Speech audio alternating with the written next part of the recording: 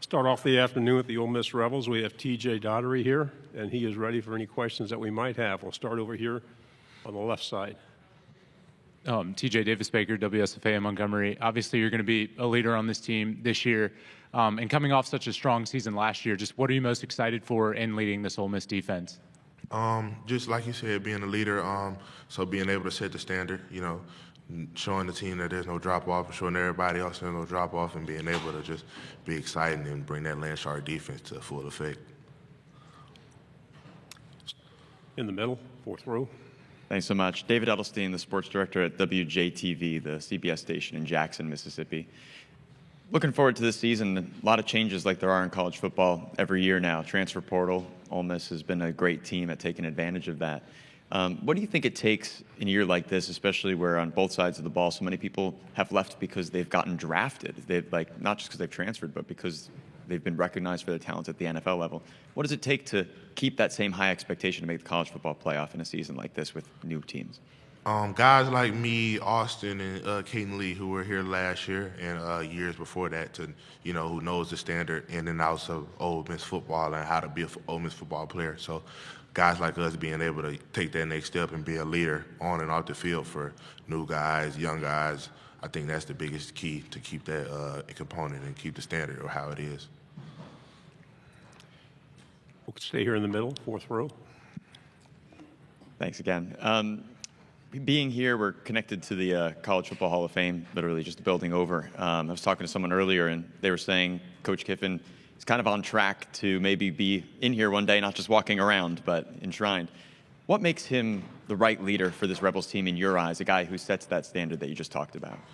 Him being himself every day. I think Kiffin never tries to be anyone else or anything for the media or anybody. I think him being himself is huge for us because he shows that him being himself is perfect and just good enough, and him setting the example for us every day. On the right side, third row. Alex Byington on three. Kind of along those lines, as a player, what are some of your reactions when you see Lane, having fun on social media and kind of showing that different side of him? And how does that compare to what you see in the locker room or in the clubhouse?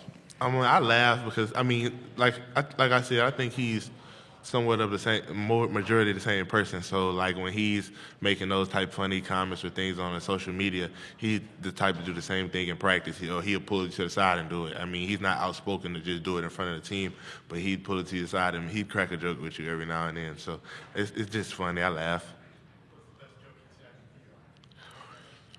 Just with a player, just anytime he sees a player or something, he always makes jokes with a player. He talk to me and interact with another player. He's just funny like that, man. He's just a funny guy.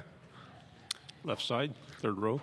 TJ, coming from such a successful high school program like Catholic, how much do you think that helped you in where you are today? I think it was huge. I think that matured me coming into college, being able to somewhat know the standard of not the program, but just how to be a person, how to be a human, how to be a young man. And just, I think that transitioned well into college and knowing to just step into this role. You look at last season, and there are a couple of plays, maybe Kentucky and the LSU game, where if they go the different way, you guys go where you want to go. Does that underscore when coaches tell you never know when a key play is going to happen? Say that again, I'm sorry. Does that underscore when coaches tell you never know when a key play is going to happen, so you have to go all out every play? Definitely.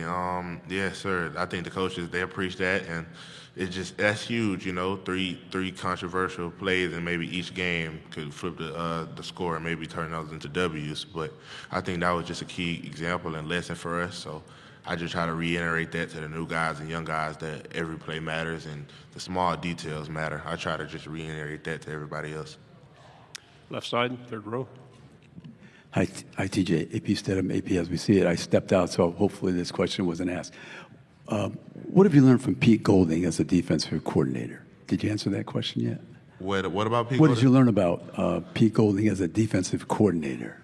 He's really intelligent. Like the guy, he's really intelligent, and I know if you well, you don't know, but if you were to see our schemes and the type of things we run, you'd think we'd be running a lot. But he simplified it to where so many coverages are somewhat the same or have somewhat details that are the same, to where all of our coverages and schemes, it may seem like a lot, but he simplifies it. So like just the intelligence of the game, him being able to teach that. A lot of coaches can have all these schemes and not be able to teach it to the players, but him being able to put that from the board into these players' minds is huge.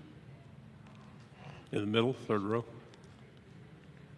For playing in practice, getting a chance so far leading up to the season, what's it been like going up against Simmons if you've had that opportunity? It's been good.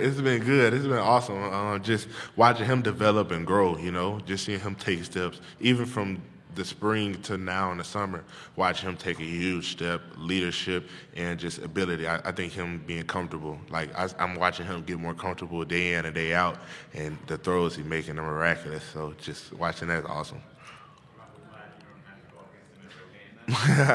He's awesome. He's great. He'd be a great opponent to go against, but I'm glad I get to play against him and just make him better in practice.